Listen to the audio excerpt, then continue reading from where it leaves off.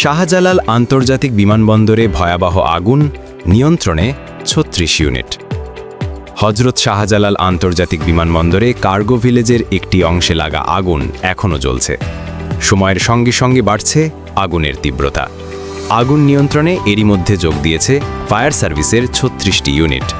তাদের সঙ্গে আছে নৌ ও বিমান বাহিনী।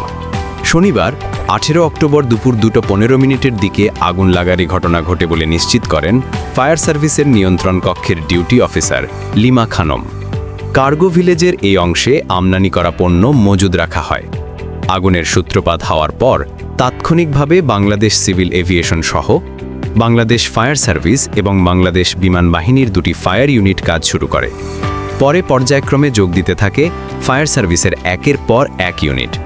সব মিলিয়ে এই মুহূর্তে ফায়ার সার্ভিসের ৩৬টি ইউনিট আগুন নিয়ন্ত্রণে কাজ করছে বলে জানা গেছে।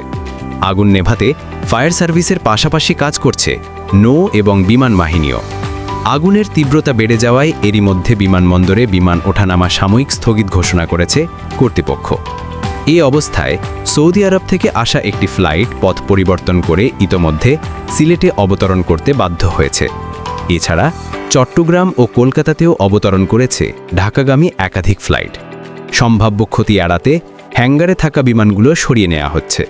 দেখা গেছে বিমানগুলো টেনে আগুনের উৎস থেকে দূরে সরিয়ে নেওয়ার কাজ চলছে।